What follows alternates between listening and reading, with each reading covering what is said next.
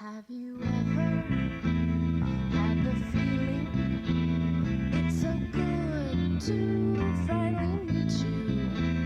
Even though until now I didn't know you did exist. When I see you, I see myself mirroring back at me. Hi everyone, I'm Anita Buchanan Jones. I've been working at Shell Puget Sound Refinery and living in Skagit County for 10 years. Hello, my name is Miranda Wilson. I'm the programs manager at Helping Hands. I have been a lifetime resident of Skagit County. I joined Leadership Skagit in order to network, build my leadership skills, and service my community in a better way. Thank you. So, I'm Stephanie Brevard from the Burlington Chamber of Commerce. I've lived here about 10 years and I joined Leadership Skagit with the hopes of being able to connect to the community and the Skagit County leaders. Hello, I'm Sarah Hastings. I moved to Skagit Valley about 20 years ago. I work for the Port of Skagit and have been with them for about 3.5 years. I recently transitioned to the Grants and Contracts Administrator. I signed up for Leadership Skagit because my son is a senior in high school this year and I wanted more ways to connect with the community. I wanted to understand more about Skagit Valley, our needs, our hopes, and our wants. Hi, I'm Samantha Cavaloon and I'm a member of Team Open Table. I moved to Skagit County about 3 years ago. I'm a self-employed marketing consultant. I moved here from a place that I spent most of my life and I knew like the back of my hand. I've always felt an obligation to make a positive contribution, to make a generative contribution to the place where I live. I wanted to do that here as well, but not knowing the community, I really wanted to make an effort to come to a better understanding of this community before I jumped in with both feet. And that was one of my driving factors for joining Leadership Skagit, and it certainly hasn't been a disappointment. Okay. Hello, my name is Britta Eshte, and I've been a team advisor for Team Open Table for the 2021 Leadership Skagit group. I work at Western Washington University in the Career Services Center, and I'm a graduate of Leadership Skagit 2006.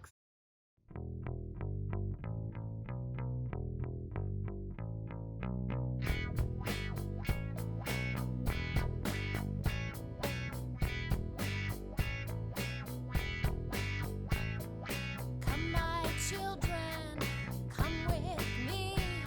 Let's speak of how this world should be. Forget about what you lost or never had, and come with me to the promised land, to the promised land, to the promised land. Many of the residents of Skagit County don't get enough to eat on a regular basis. This number has grown markedly in the wake of COVID-19, with more people losing their jobs or seeing a reduction in hours, and with schools not being regularly in session. The problem is multifaceted, with both economics and accessibility driving the scope of the problem. For our project, we wanted to help address this need creatively.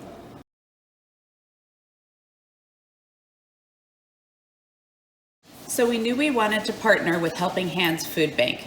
Helping Hands is Skagit County's largest direct emergency food provider. In 2020, they fed more than 700,000 people, an average of 58,000 people a month. More than 51% of those served are either children or seniors, 2% are veterans, and 1% identify as LGBTQ+. Many are working, yet are unable to meet their family's basic needs, including food. And Helping Hands does this for $1.50 per person. And Helping Hands have found innovative ways to reach people in need with dignity. Project Open Table Skagit is designed to be a pilot program of open table food pantries designed to extend Helping Hands Food Bank's reach and reduce the shame barrier often burdening those who find themselves in need. We are evaluating two options as of the vehicle for our food pantries. There's a possibility of using donated Amazon lockers. If not the Amazon lockers, we will be constructing little free pantries. As a pilot program, the accessible, always open, Project Open Table Skagit food pantries will be located in 3 to 6 locations in Skagit County. Locations will be identified based on 4 factors: availability to serve people not already served by Helping Hands existing program, accessibility to Helping Hands existing delivery routes so that the replenishment does not become a burden.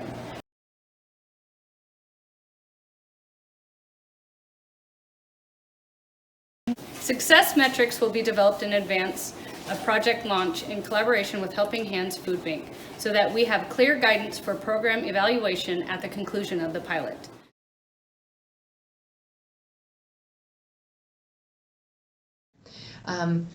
I was very excited when you approached me regarding the pantry, and it was for a couple of reasons. First off, I do know that locating it there, it's number one by the park where people come and go. It's also by the senior center, where I know that there are seniors who sometimes, when they go to the senior center, the meal that they eat there, that's the only meal that they're getting that day. And then also the school is there, State Street School. And as you and I discussed, there are a lot of children who go there that are homeless. And this is an opportunity for them to get food where otherwise they may not have be able to get that food. I love the way that your Leadership Skagit group put it. It's a way for the community to take care of the community.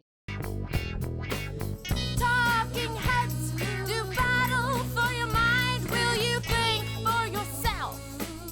Or will you follow blind, baby? Baby, baby, baby. The tools you need to free your mind are not the kind that you can buy. No, For our project, our team was able to secure $3,500 worth of in-cash donations from grants thanks to Shell Oil and Sierra Pacific Industries.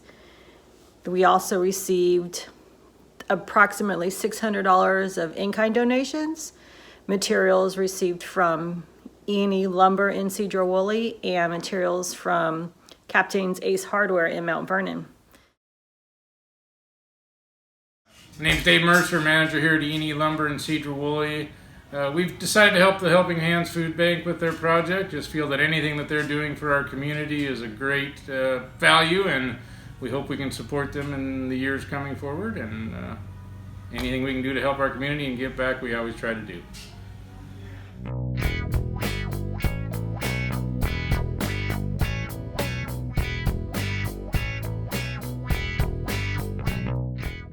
Very important because it allows us to give food to people who aren't able to use our distribution sites, and so that we can feed even more people.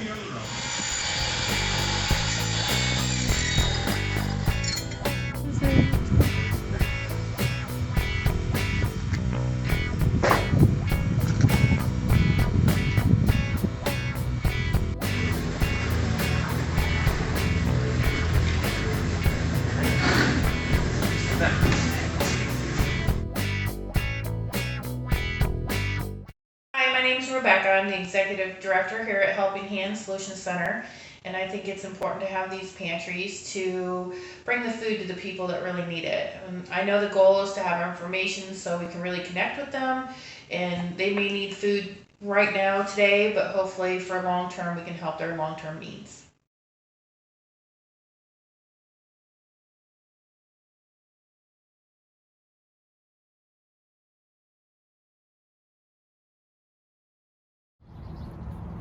That right when you think you have it figured out, something pops up.